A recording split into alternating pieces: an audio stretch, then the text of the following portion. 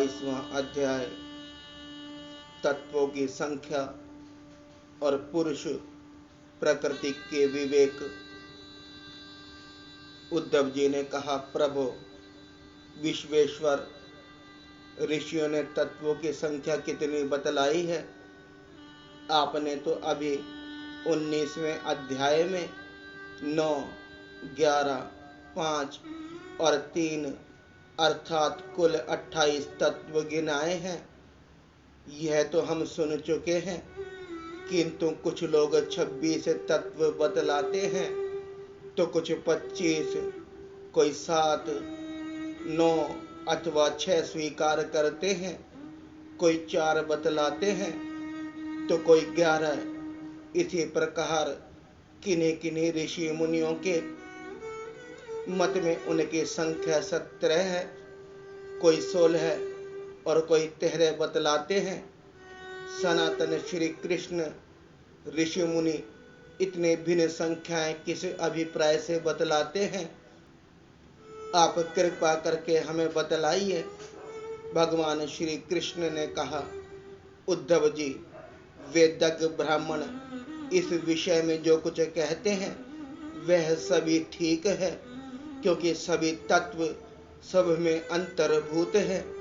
मेरी माया को स्वीकार करके क्या कहना असंभव है। जैसा तुम कहते हो वह ठीक नहीं है, जो मैं कहता हूँ वही यथार्थ है। इस प्रकार जगत के कारण संबंध में विवाद इसलिए होता है कि मेरी शक्तियाँ सत्व, रज आदि गुणों और उनकी वृत्तियों का रहस्य लोग समझ नहीं पाते, इसलिए वे अपनी अपनी मनोवृत्ति पर ही आग्रह कर बैठते हैं। सत्व आदि गुणों के शोम से ही यह विविध कल्पना रूप प्रपंग, जो वस्तु नहीं केवल नाम है, उठ खड़ा हुआ है। यही वाद विवाद करने वालों के विवाद का विषय है। जब इंद्रियां अपने वश में हो जाती हैं तथा चित्त शांत हो जाता है, तब यह प्रपंग भी निवृत्त हो जाता है, और उसकी निवृत्ति के साथ ही सारे वाद विवाद भी मिट जाते हैं। पुरुष शिरोमणि तत्वों का एक दूसरे से अनुप्रवेश है, इसलिए वक्ता तत्वों की जितनी संख्या बतलाना चाहते हैं उसके अनुसार कारण को कार्य में अथवा कार्य को कारण में मिलाकर अपनी इच्छित संख्या सिद्ध कर लेता है।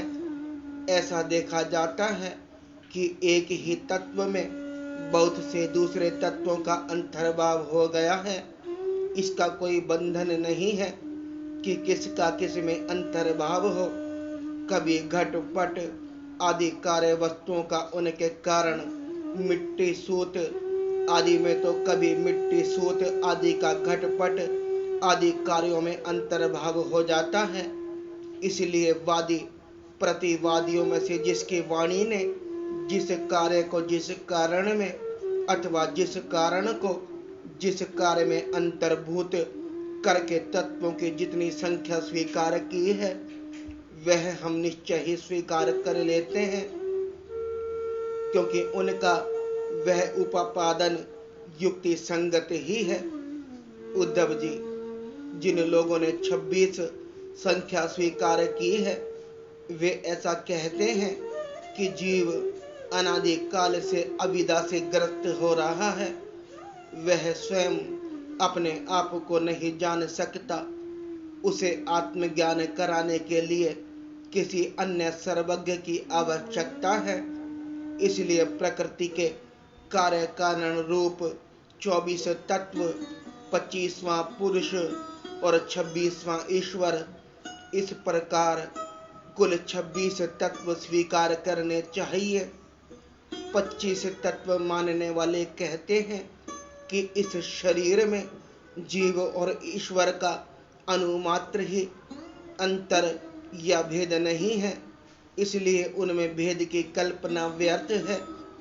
रही ज्ञान की बात, सो तो स्वामित्व का प्रकृति का गुण है।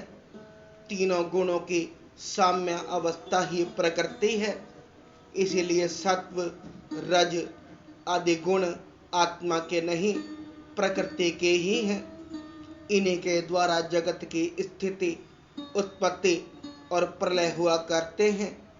इसीलिए ज्ञान आत्मा को गुण नहीं, प्रकृति का ही गुण सिद्ध होता है।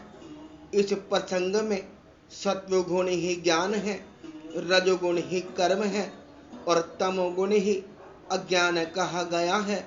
और गुणों में सोम उत्पन्न करने वाला ईश्वर ही काल है और सूत्र अर्थात महत्व ही स्वभाव है। इसीलिए 25 और 26 तत्वों की दोनों ही संख्या युक्ति संगत है। उद्धव जी, यदि तीनों गुणों को प्रकृति से अलग मान लिया जाए, जैसा कि उनकी उत्पत्ति और प्रलय को देखते हुए मानना चाहिए, तो तत्वों की संख्या स्वयं ही 28 हो जाती है। उन तीनों के अतिरिक्त 25 ये हैं: पुरुष, प्रकृति, महतत्व, अहंकार, आकाश, वायु, तेज, जल और पृथ्वी। ये 9 तत्व मैं पहले से ही गिना चुका हूँ। श्रोत्र, त्वचा, चक्षु, नासिका और रसना, ये 5 ज्ञानेंद्रियां, वाक, पाणी, पाद, पायु और उपस्थ, ये 5 कर्मनेंद्रियां, तथा मन, जो कर्मनेंद्रिय और ज्ञानेंद्रियां दोनों ही हैं। इस प्रकार कुल 11 इंद्रियां तथा शब्द, स्पर्श, रूप, रस और गंध, ये ज्ञान इंद्रियों के 5 विषय। इस प्रकार 3, 9, 11 और 5 सब मिलाकर 28 तत्व होते हैं। कर्मनेंद्रियों के द्वारा होने वाले 5 कर्म, चलना, बोलना, मल त्यागना, पेशाब करना और काम करना, इनके द्वारा तत्वों की संख्या नहीं बढ़ती। इन्हें कर्मनेंद्रिय स्वरूप ही मानना चाहिए। सृष्टि के आरंभ में कार्य 11 इंद्रिय और पंचभूत और कारण महतत्व आदि के रूप में प्रकृति ही रहती है। वही सत्वगुण, रजगुण और तमोगुण की सहायता से जगत की स्थिति, उत्पत्ति और संहार संबंधी अवस्थाएं धारण करती हैं। अव्यक्त पुरुष तो प्रकृति और उसकी अवस्थाओं का केवल साक्षी मात्र बना रहता है। महतत्व आदि कारण धातुएं विकार को प्राप्त होते हुए पुरुष के ईश्वर से शक्ति प्राप्त करके परस्पर मिल जाते हैं और प्रकृति का आश्रय लेकर उसी के बल से ब्रह्मांड की सृष्टि करते हैं। उद्धव जी, जो लोग तत्वों की संख्या 7 स्वीकार करते हैं, उनके विचार से आकाश, वायु, तेज, जल, पृथ्वी, ये 5 भूत, 6ठा जीव और 7वां परमात्मा, जो साक्षी जीव और साक्ष्य जगत दोनों का अधिष्ठान है, यही तत्व है। देह, इंद्रिय और प्राण आदि की उत्पत्ति तो पंचभूतों से ही हुई है, इसलिए वे इन्हें अलग नहीं गिनते। जो लोग केवल 6 तत्व स्वीकार करते हैं, वे कहते हैं कि 5 भूत हैं और 6ठा है परम पुरुष परमात्मा। वह परमात्मा अपने बनाए हुए पंचभूतों से युक्त होकर देह आदि की सृष्टि करता है और उनमें जीव रूप से प्रवेश करता है। इस मत के अनुसार जीव का परमात्मा में और शरीर आदि का पंचभूतों में समावेश हो जाता है। जो लोग कारण के रूप में 4 ही तत्व स्वीकार करते हैं, वे कहते हैं कि आत्मा से तेज, जल और पृथ्वी की उत्पत्ति हुई है और जगत में जितने पदार्थ हैं सभी इन्हीं से उत्पन्न होते हैं। वे सभी कार्यों का इन्हीं में समावेश कर लेते हैं। जो लोग तत्वों की संख्या 17 बतलाते हैं, वे इस प्रकार गणना करते हैं: 5 भूत, 5 तन्मात्राएं, 5 ज्ञानेंद्रियां, 1 मन और 1 आत्मा, जो लोग तत्वों की संख्या 16 बतलाते हैं, उनकी गणना भी इसी प्रकार है। अंतर केवल इतना ही है कि वे आत्मा में मन का भी समावेश कर लेते हैं और इस प्रकार उनकी तत्व संख्या 16 हो जाती है।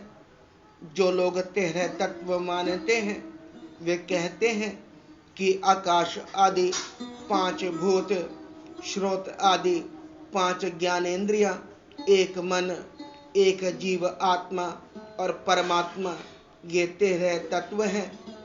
11वां संख्या मानने वालों ने 5 भूत, 5 ज्ञानेंद्रियां और इनके अतिरिक्त 1 आत्मा का अस्तित्व स्वीकार किया है।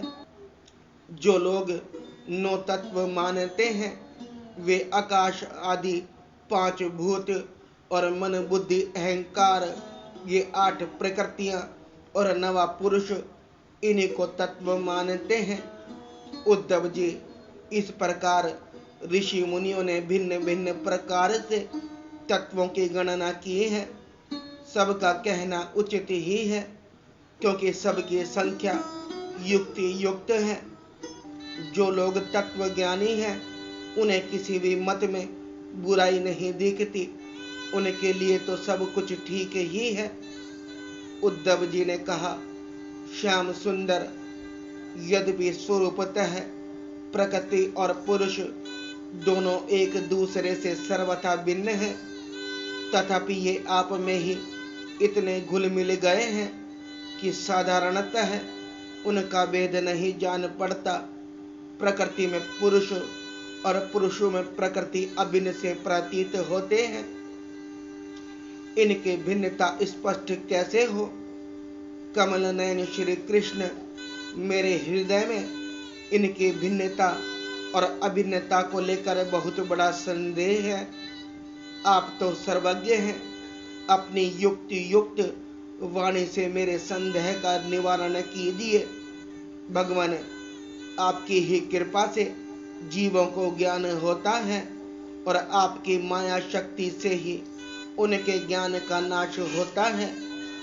अपनी आत्मस्वरूपिणी माया की विचित्र गति आप ही जानते हैं और कोई नहीं जानता।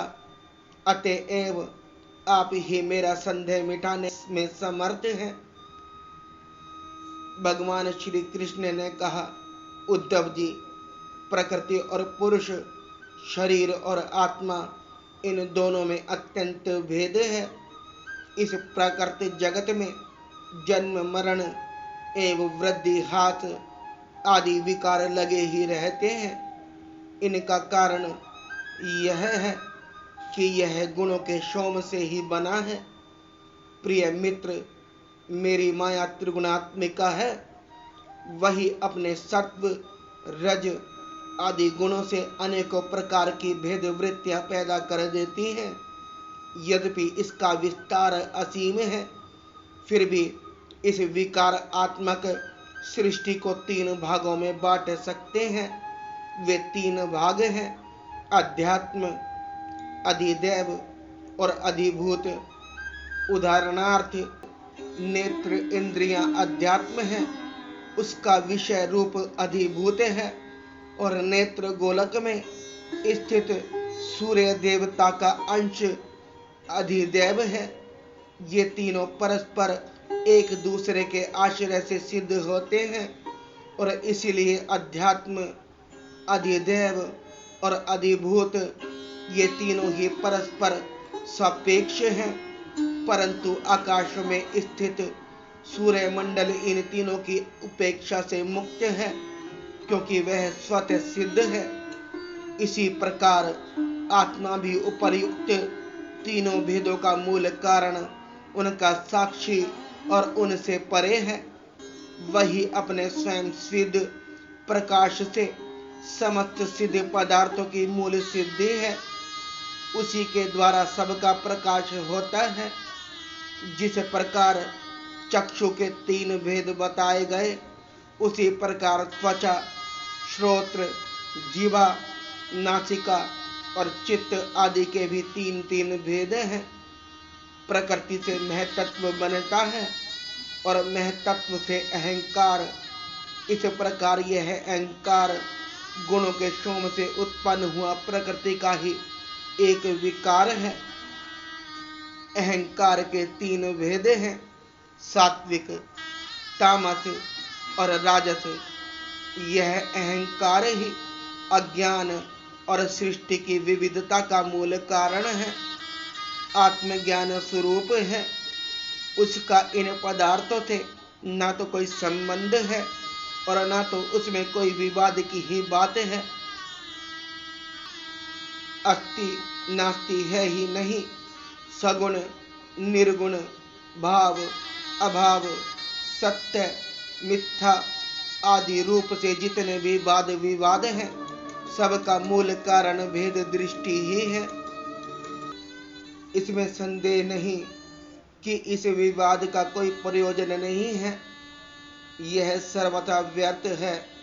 तथापि जो लोग मुझसे अपने वास्तविक स्वरूप से विमुख है, वे इस विवाद से मुक्त नहीं हो सकते। उद्धव जी ने पूछा, भगवान, आपसे विमुख जीव अपने किए हुए पुण्य पापों के फल स्वरूप ऊंची नीची योनियों में जाते आते रहते हैं। अब प्रश्न यह है कि व्यापक आत्मा के एक शरीर से दूसरे शरीर में जाना, अकर्ता का कर्म करना और नित्य वस्तु का जन्म मरण कैसे संभव है?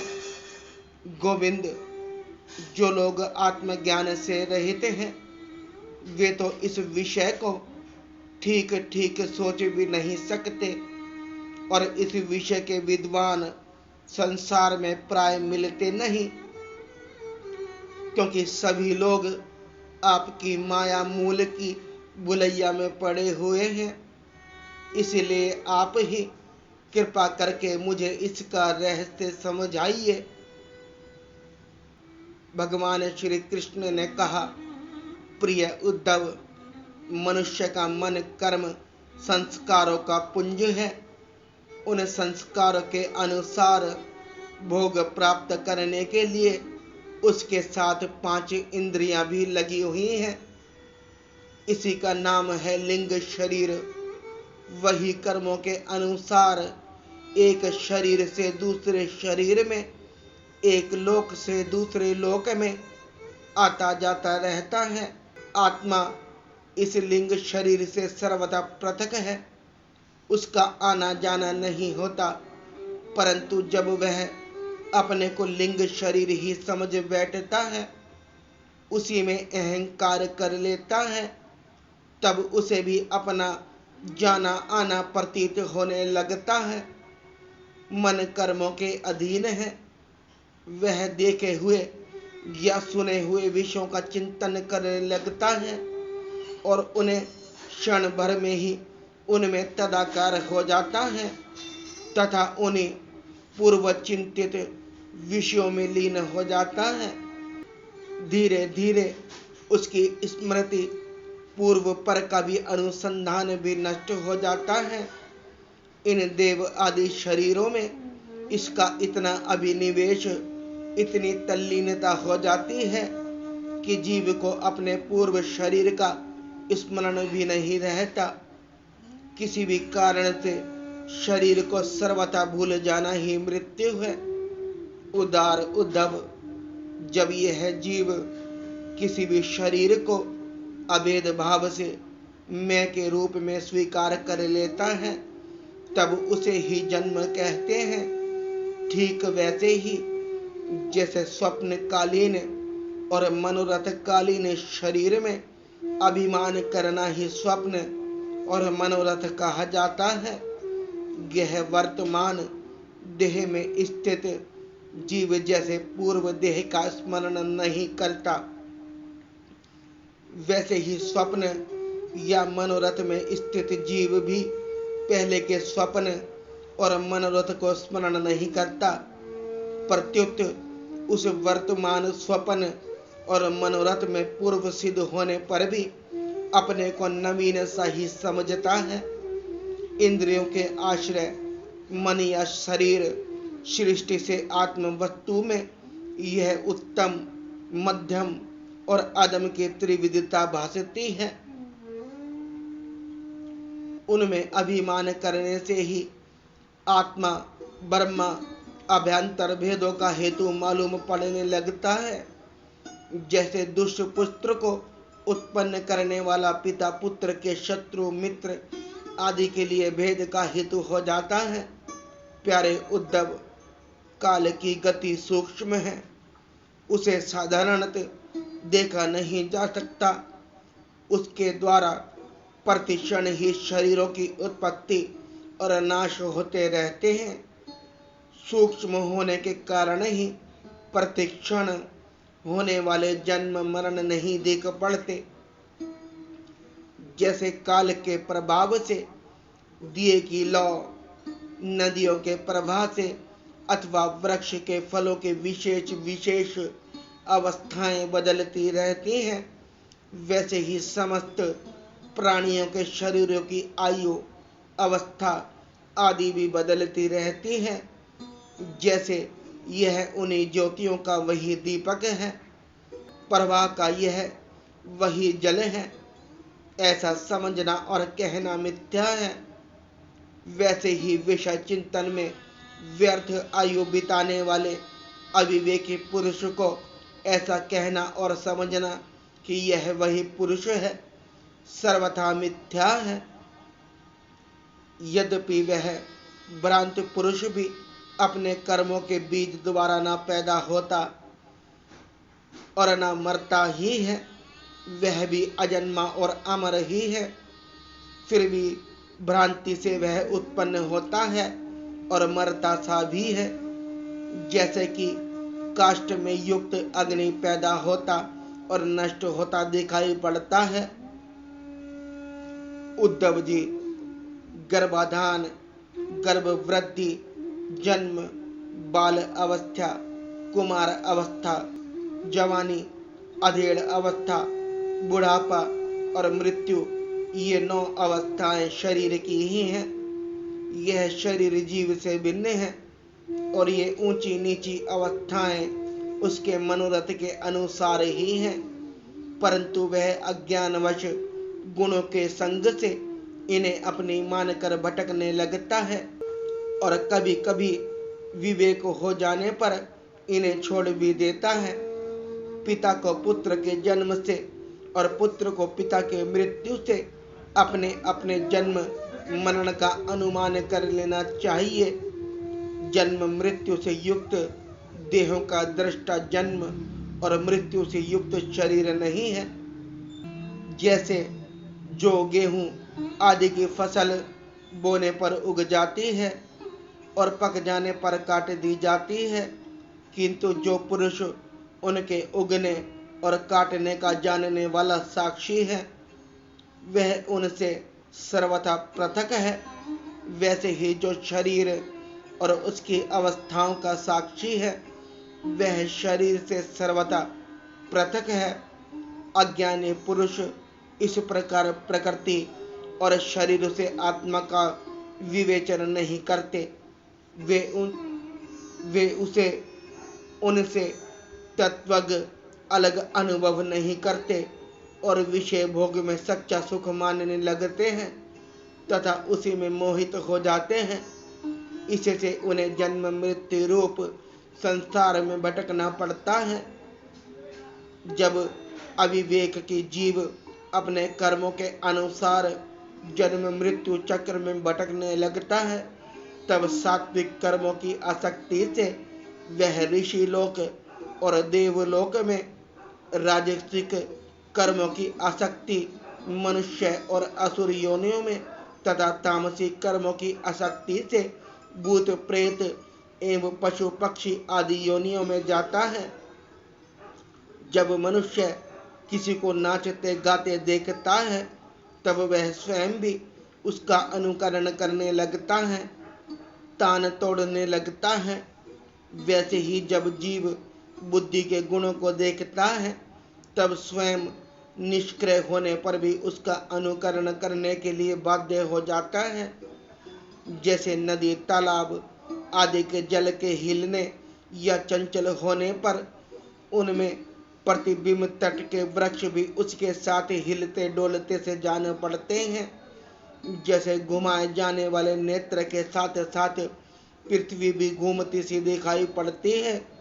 जैसे मन के द्वारा सोचे गए तथा स्वप्न में देखे गए भोग पदार्थ सर्वथा अलौकिक ही होते हैं, वैसे ही देह दहर्ष आत्मा का विषय अनुभव स्वरूप संसार भी सर्वथा असत्य है। आत्मा तो नित्य शुद्ध बुद्ध मुक्त स्वभाव ही है। विषयों की सत्य न होने पर भी जो जीव विषयों का ही चिंतन करता रहता है, उसका यह जन्म मृत्यु रूप संसार चक्र कभी निवृत्त नहीं होता। जैसे स्वप्न में प्राप्त अनंत परंपरा जागे बिना निवृत्त नहीं होती। प्रिय उद्धव, इसलिए इन दुष्ट कभी न तृप्त होने वाली इंद्रियों से विषयों को मत भोगो। आत्म विषयक अज्ञान से प्रतीत होने वाला सांसारिक भेदभाव ब्रह्म मूलक ही है, ऐसा समझे। असाधु पुरुष गर्दन पकड़कर बाहर निकाल दे, वाणी द्वारा अपमान करे, उपहास करे, निंदा करे, मारे पीटे, बांधे, आजीविका छीन ले, ऊपर थूक दे, मूत दे अथवा तरह तरह से विचलित करे, निष्ठा से जिगाने की चेष्टा करे, उनके किसी भी उपद्रव से शुभ न होना चाहिए, क्योंकि वे तो बेचारे अज्ञानी हैं, उन्हें परमार्थ का तो पता ही नहीं है। अतः जो अपने कल्याण का इच्छुक है, उसे सभी कठिनाई से अपनी विवेक बुद्धि के द्वारा ही किसी ब्रह्म साधना से नहीं अपने को बचा लेना चाहिए। वस्तुतः आत्मदृष्टि ही समस्त विपत्तियों से बचने का एकमात्र साधन है। उद्धव जी ने कहा, भगवान आप समस्त वक्ताओं के शिरोमणि हैं। मैं इस दुर्जनों से किए गए तिरस्कार को अपने मन में अत्यंत असह्य समझता हूँ। अतः जैसे मैं इसको समझ सकूं, आपका उपदेश जीव में धारण कर सकूं, वैसे हमें बतलाइए।